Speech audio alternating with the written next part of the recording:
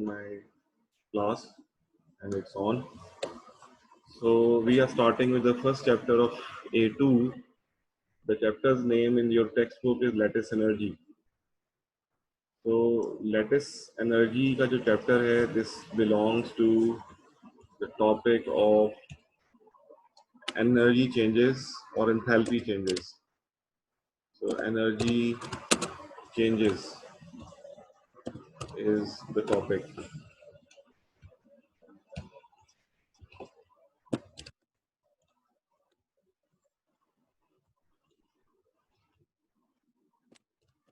Energy changes. Before we start to energy changes, because lattice energy का जो topic है इसको समझने के लिए we need to revise AS course as well, because जो कुछ आपने AS में पढ़ा हुआ है तकरीबन सारा A2 में आपको required है. So we are starting with the first part of this chapter from the previous course. I would like you to answer questions. आप बताने की कोशिश कीजिए. Can anyone define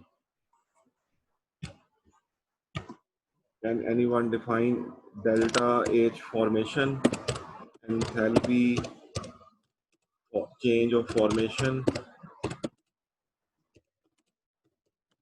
AS में पढ़ा हुआ है आपने. Enthalpy change of formation. Can anyone define that?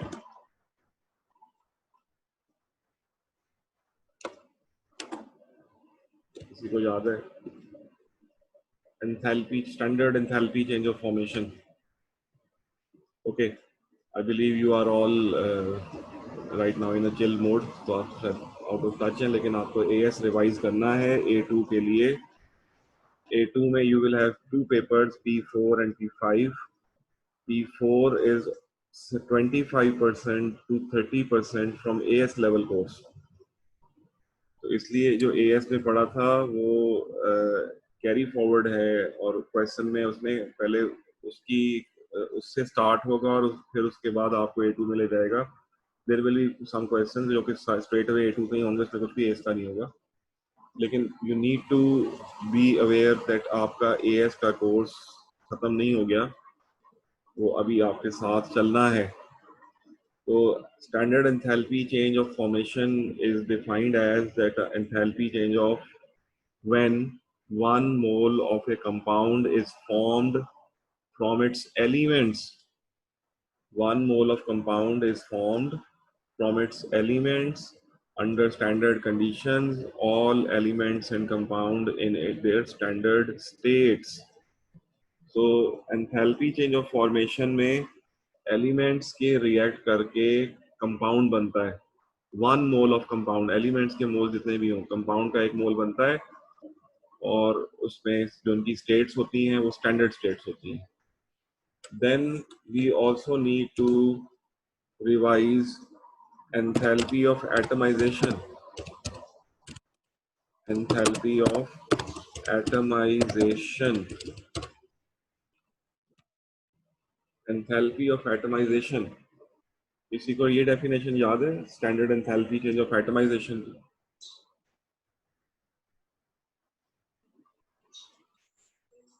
जी जी बेटा.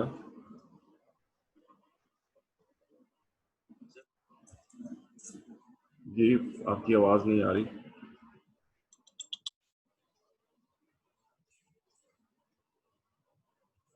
I can't hear you, please.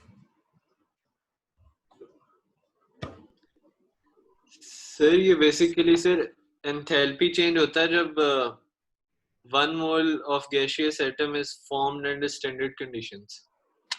1 mole of gaseous atom is formed from its element in its standard condition. जी sir. 1 mole of atoms is formed. Atoms का 1 mole बनना है, वो जाहिर बात है atoms बन रहे हैं तो वो गैशियस स्टेट में ही होगा.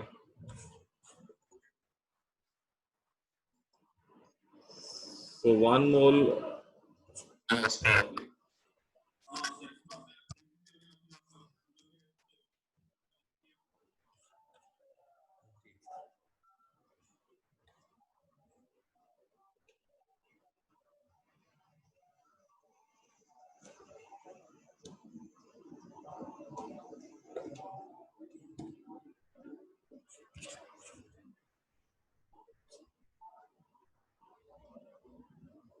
Okay, so 1 mole of gaseous atoms is formed from its elements in their standard state. That is called enthalpy change of atomization. Okay. Next एक डेफिनेशन आपने जो है वो स्टडी की हुई है, ionisation energy. Ionisation energy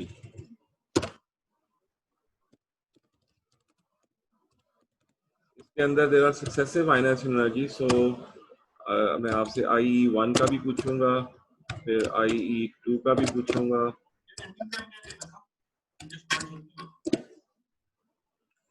IE3 का।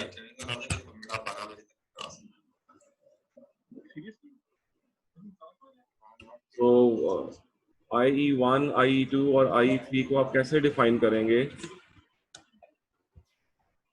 Anyone can define IE1, ionization energy 1?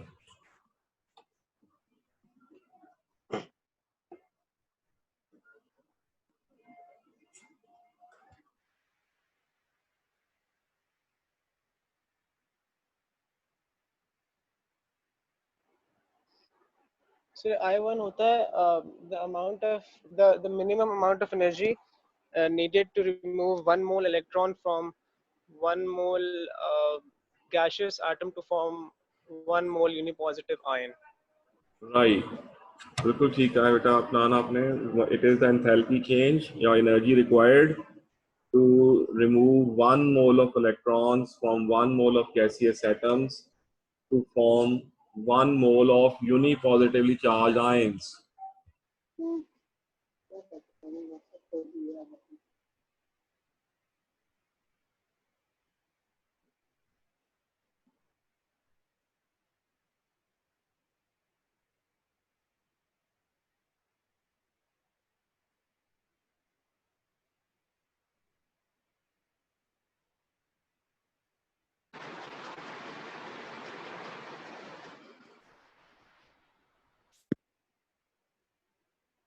To का डेफिनेशन क्या होगी? What is the definition of IE2? कुछ कहने लगे थे? It is energy required to remove 1 mole of electrons from 1 mole of gaseous unipositive charge ions to form 1 mole of gaseous bipositive या dipositive charge ions. अब इसमें आप +1 से +2 में जाएंगे और फिर IE3 में आप +2 से +3 में जाएंगे। इस तरह आयनाइजेशन एनर्जीज भी आपने पढ़ी हुई हैं। ये 3 डेफिनेशन जो आपने पहले से पढ़ रखी थी और उसके बाद अब हम जो है वो नई डेफिनेशंस को ऐड करने जा रहे हैं। जिस चैप्टर में हमने स्टडी करनी है वो है electron affinity. Electron affinity, this is a new topic, आपने पहले नहीं पढ़ा हुआ। इलेक्ट्रॉन एफिनिटी की डेफिनेशन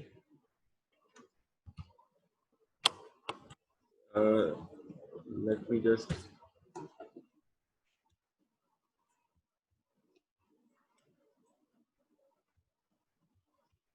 zoom it out.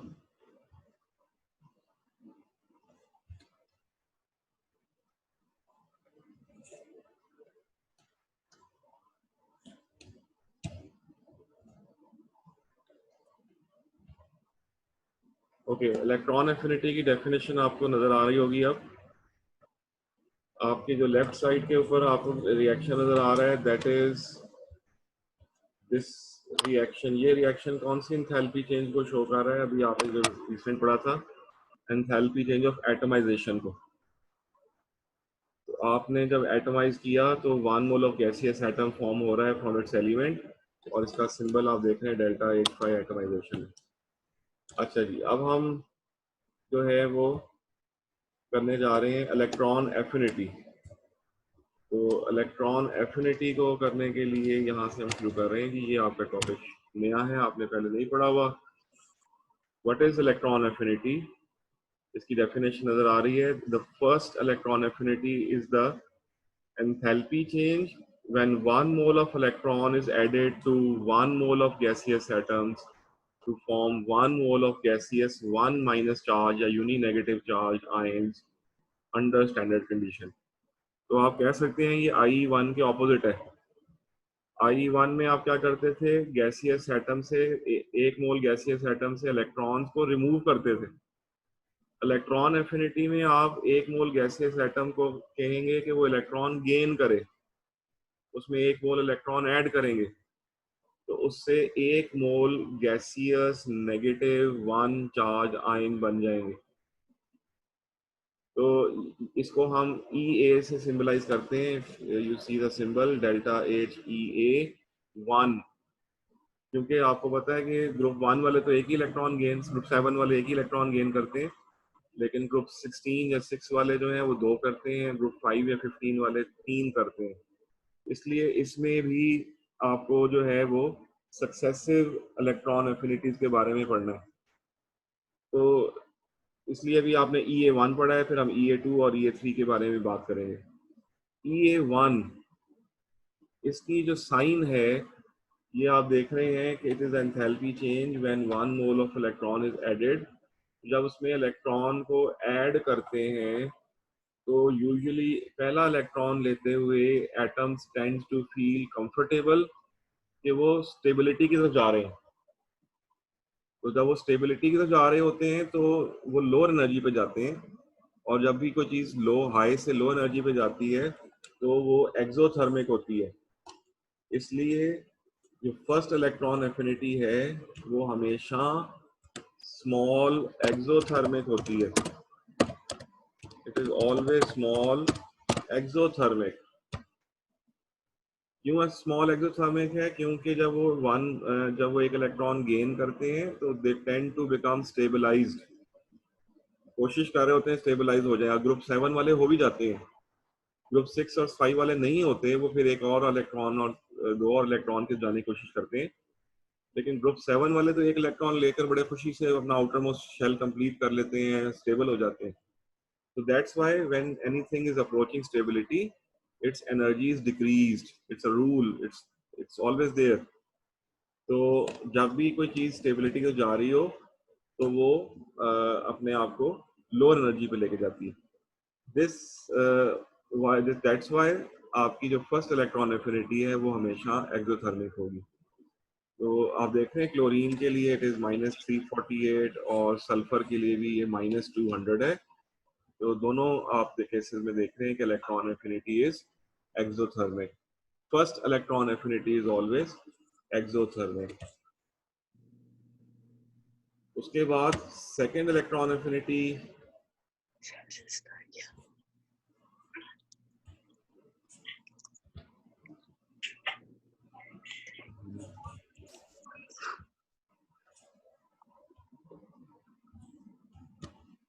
उसके बाद ही सेकंड इलेक्ट्रॉन एफिनिटी थोड़ा सा डिफरेंट है. आयनाइजेशन एनर्जीज हमेशा सारी ही जो हैं वो पॉजिटिव होती हैं, एनर्जी रिक्वायर्ड होती है, लेकिन इलेक्ट्रॉन एफिनिटी में ट्रेंड स्मूथ नहीं है. इलेक्ट्रॉन एफिनिटी में सेकंड इलेक्ट्रॉन एफिनिटी पे जब आप जाओगे तो थोड़ा सा ट्रेंड चेंज हो जाएगा. डेफिनेशन उसी तरह ही है. इलेक्ट्रॉन एफिनिटी में एंथैल्पी चेंज है when 1 mole of electron is added to 1 mole of 1 minus या uni negatively charged ion to form 1 mole of -2 charged ions under standard conditions. तो आप ये डेफिनेशन देख रहे होंगे कि ये अब ये -1 से स्टार्ट होकर -2 में जा रही है. Sir, I don't understand. What you don't understand? तो कौन सी पॉइंट नहीं समझ आया मुझे बताइए.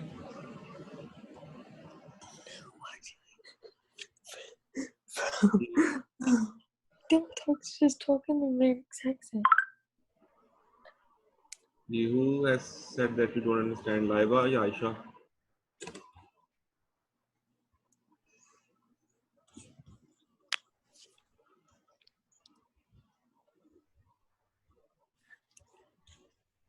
ओके, फिर से रिपीट कर रहा हूँ आपके लिए. इलेक्ट्रॉन एफिनिटी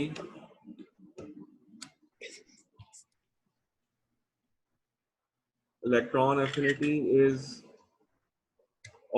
ऑपोजिट या बिल्कुल उसके रिवर्स है आयनाइजेशन एनर्जी के। आयनाइजेशन एनर्जी में आप क्या करते थे, आपने अभी सुबह अभी क्लास स्टार्ट होते हुए भी डिफाइन किया कि आप एटम्स में से इलेक्ट्रॉन रिमूव करते थे। तो उससे जब इलेक्ट्रॉन रिमूव होता था तो एटम +1 चार्ज में चला जाता था, फिर +1 चार्ज को +2 में ले जाते थे तो IE2 आ जाती थी, फिर +2 चार्ज से +3 में जाते थे तो IE3 आ जाती थी। All these processes ionisation energy में, सारे जो प्रोसेसेस हैं वो एंडोथर्मिक हैं, सब में आपको एनर्जी जो है वो अप्लाई करनी पड़ती है।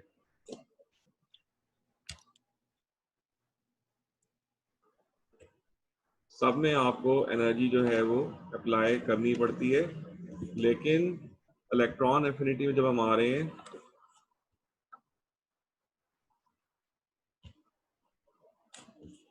इलेक्ट्रॉन एफिनिटी में जब हम आते हैं तो ये बिल्कुल ऑपोजिट है।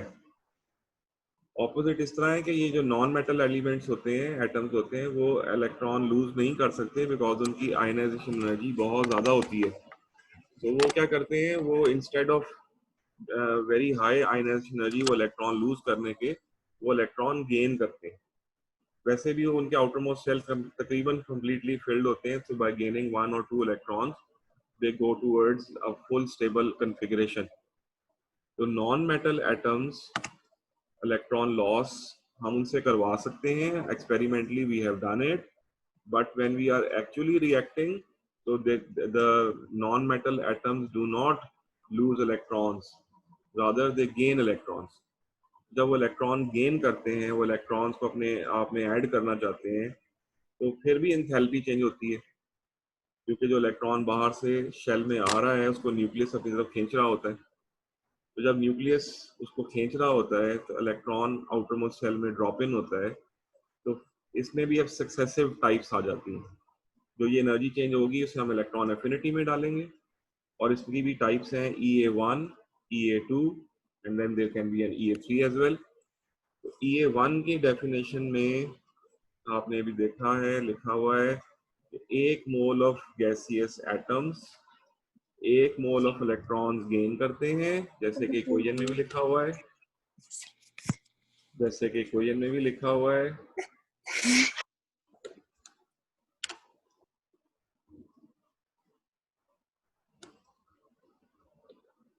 तो इक्वेशन में लिखा हुआ है कि 1 mole of gaseous atom gains 1 mole of electrons to form 1 mole of uni negatively charge ions, -1 या 1 माइनस चार्ज आयंस। अब इसमें जो बात नहीं थी और वो ये कि जो फर्स्ट इलेक्ट्रॉन एफिनिटी है, क्योंकि ये process opposite to ionisation energy है जिसमें एनर्जी रिक्वायर्ड थी, इसलिए इसमें एनर्जी जो है वो रिलीज होगी।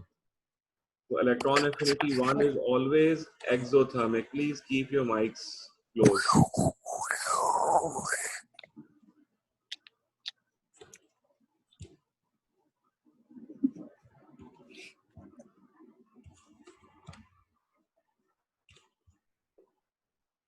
Okay, so first electron affinity is always exothermic. किसी भी एलिमेंट की हो, first electron affinity is always exothermic. It is always exothermic. इसकी रीजन मैंने पहले बताई थी कि इसमें आप जब इलेक्ट्रॉन गेन करते हैं, atoms feel that they are approaching stability, their outermost shell is tends to fill, और ग्रुप 17 वालों के लिए फिल हो भी जाता है। इसलिए जो स्टेबिलिटी की तरफ जाते हैं तो वो हाई एनर्जी से लो एनर्जी पे आते हैं, and the net of the high to lower energy is always given out, heat is released. तो आप देख रहे हैं क्लोरीन के लिए ये एक्सोथर्मिक है, सल्फर के लिए भी पहला जो इलेक्ट्रॉन गेन कर रहा है। तो ये इक्वेशंस लिखना भी, जैसे आपको याद होगा A1 में भी आप इक्वेशंस लिखते थे, तो ये दोनों इक्वेशंस जो हैं ये इलेक्ट्रॉन एफिनिटी नंबर 1 के लिए लिखी हुई हैं। तो आपको इलेक्ट्रॉन एफिनिटी नंबर 1 के लिए इक्वेशन लिखनी हो तो Cl gaseous plus electron to form Cl-1 gaseous. Sulphur के लिए भी ऐसे ही है, फॉस्फोरस के लिए, फ्लोरीन, ब्रोमीन, किसी भी के लिए लिखना हो तो लेफ्ट साइड पर 1 mole of gaseous atom plus electron, और इक्वेशन के राइट साइड पर 1 mole of gaseous -1 charge ion बनते हैं। ठीक है, तो ये electron affinity number 1 is always exothermic. इसके बाद electron affinity number 2, electron affinity number 2 जो है, it is enthalpy change when 1 mole of electron is added to 1 mole of gaseous 1 minus charge ions to form 1 mole of gaseous 2 minus charge ions under standard conditions. तो जैसे अब oxygen है वो एक electron gain करने से stable नहीं होता, लेकिन जब उसने पहला इलेक्ट्रॉन गेन किया तो उसकी फर्स्ट इलेक्ट्रॉन एफिनिटी आप देख रहे हैं एक्सोथर्मिक है, ये एक्सो है। लेकिन जब उसने एक इलेक्ट्रॉन गेन करने के बाद देखा तो उसका आउटर मोस्ट शेल तो पूरा नहीं था, तो फिर उसने क्या करना है, उसने एक और इलेक्ट्रॉन गेन करना है। अब की बार वो -1 चार्ज आयन एक इलेक्ट्रॉन गेन करेगा, 1 mole of ions gains 1 mole of electrons to form 1 mole of 2 negative charge ion. लेकिन अनलाइक आयनाइजेशन एनर्जी जो कि सेकेंड भी एंडो होती थी, इलेक्ट्रॉन एफिनिटी नंबर 1 एक्सो है, लेकिन सेकेंड वाले का साइन देखें तो ये पॉजिटिव है। तो सेकेंड इलेक्ट्रॉन एफिनिटी जो है, it is always large positive endothermic. इसकी क्या वजह है कि जी पहली तो एक्सोथर्मिक थी तो सेकेंड एंडो की हो गई। तो पहली एक्सोथर्मिक होने की वजह मैंने आपको बताई कि जी एलिमेंट जो है वो इस फीलिंग में आता है कि वो स्टेबल होने जा रहा है, और जब वो एक इलेक्ट्रॉन गेन कर लेता है और कुछ energy, small amount of energy release भी कर देता है, तो फिर जब उसको नजर आता है कि उसने एक और इलेक्ट्रॉन गेन करना है, तो ये जो नया आने वाला इलेक्ट्रॉन है, नया आने वाला जो ये इलेक्ट्रॉन है, जैसे कि यहाँ आप देख रहे हैं O-1 गेन्स 1 इलेक्ट्रॉन, ये O-2 तो बना रहा है, लेकिन इन ये भी नेगेटिवली चार्ज है, और ये जो आयन बना है ये भी नेगेटिवली चार्ज है। Both of them are negatively charge. अब इंस्टेड के ये इलेक्ट्रॉन बड़ी आसानी से उसके आउटर मोस्ट शेल में आ जाए, नेगेटिव आयन -1 चार्ज आयन और इनकमिंग इलेक्ट्रॉन, इसमें रिपल्शन आ जाती है, और एटम को चूंकि इलेक्ट्रॉन गेन तो करना होता है, तो फिर वो बहुत सारी एनर्जी एब्जॉर्ब करता है। उसको इस इलेक्ट्रॉन को गेन करने के लिए बहुत सी एनर्जी रिक्वायर्ड होती है, जो कि वो सराउंडिंग से अपनी सिस्टम में से मौजूद एनर्जी को एब्जॉर्ब करता है। और इस तरह second electron affinity is always large positive. तो second electron affinity is always large positive. It is due to the fact that the negatively charged ion is negative, of course, and electron is also negative, and they repel. So to overcome the repulsive forces, the electron needs to be added. उसको add तो करना है, उसके बगैर तो गुजारा नहीं है, क्योंकि outermost shell complete नहीं है। तो इलेक्ट्रॉन गेन होगा, लेकिन उसको गेन करने के लिए बहुत सारी एनर्जी रिलीज एब्जॉर्ब करनी पड़ेगी, और बहुत सारी एनर्जी एब्जॉर्ब होने से आप देख रहे हैं इसका साइन पॉजिटिव है, और इसकी वैल्यू फर्स्ट इलेक्ट्रॉन एफिनिटी से कहीं ज्यादा बड़ी है। ये सब एलिमेंट्स भी ऐसे ही होगा, सारे नॉन मेटल्स जो दूसरा इलेक्ट्रॉन जब गेन करेंगे, तो second electron affinity is always much larger than the first electron affinity which was exothermic. तो थोड़ी सी एनर्जी एब्जॉर्ब होगी।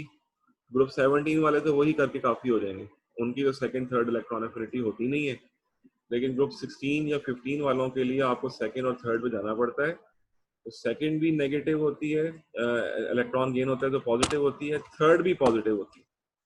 सो सेकंड इलेक्ट्रॉन एफिनिटी भी पॉजिटिव है, थर्ड इलेक्ट्रॉन एफिनिटी भी पॉजिटिव है, सिर्फ फर्स्ट जो है वो नेगेटिव है। तो इसलिए अगर हम इसका ग्राफ ड्रॉ करें, तो आपका ग्राफ जो है वो कुछ यूँ होगा कि अगर यहाँ हम एनर्जी लें y एक्सिस पे, और यहाँ पर हम इलेक्ट्रॉन एफिनिटी लें, ये नंबर 1, नंबर 2, नंबर 3, और यहाँ पर आपका अगर एटम है, पहले आप थोड़ी सी एनर्जी लूज करेंगे, फिर बहुत सारी गेन करते जाएंगे. So energy absorbed is in second is large, and in third it is also large.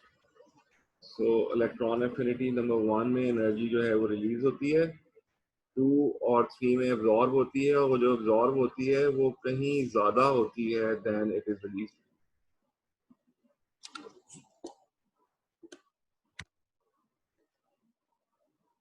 Okay,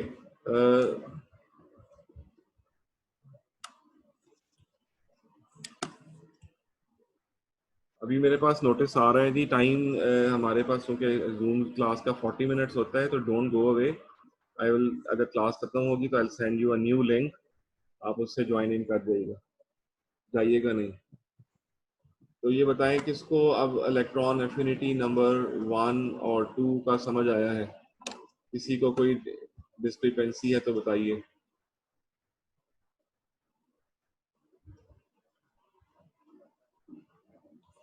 electron affinity number 1 and 2, any question about that?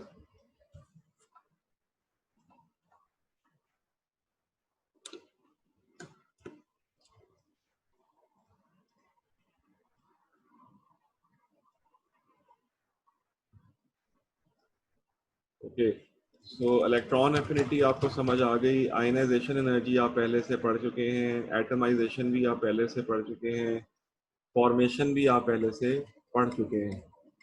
अब हम करने जा रहे हैं जी एक नई डेफिनेशन, जिसका नाम है जी लैटिस एनर्जी.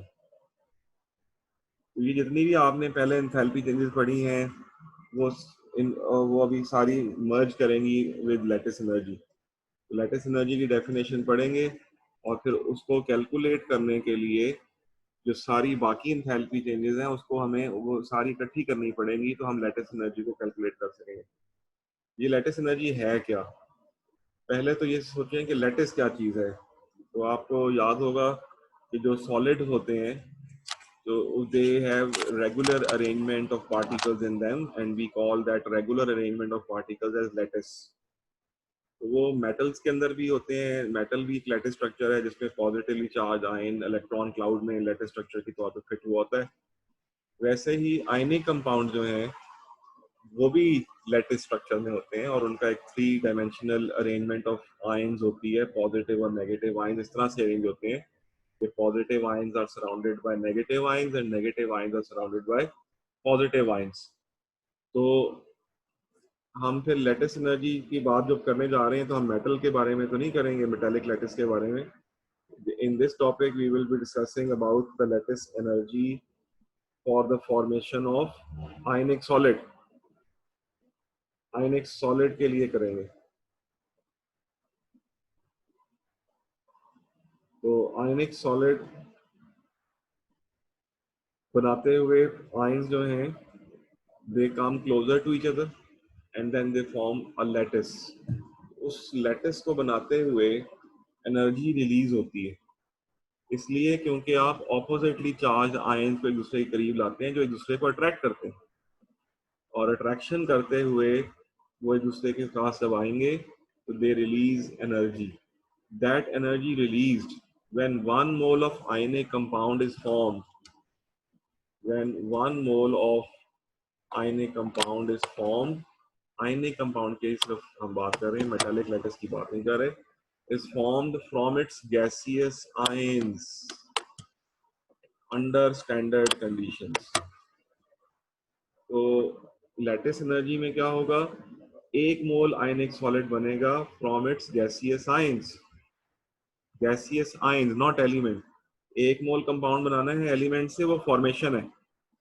1 मोल गैसियस, 1 मोल कंपाउंड बनाना है from there gaseous ions. Gaseous ions आप देख रहे हैं इक्वेशन में, सोडियम गैसियस आयन है, क्लोराइड गैसियस आयन है, उससे 1 मोल ऑफ सोडियम क्लोराइड बन रहा है. सॉलिड लैटिस होता ही सॉलिड है, तो इसमें एनर्जी रिलीज हो रही है. That energy release is called lattice energy of NaCl -787. जबकि मैग्नीशियम क्लोराइड के लिए भी आप देख रहे हैं magnesium gaseous ions, chloride gaseous ions to form 1 mole of MgCl2। तो क्योंकि इसमें 2 Cl थे इसलिए हमें यहाँ पर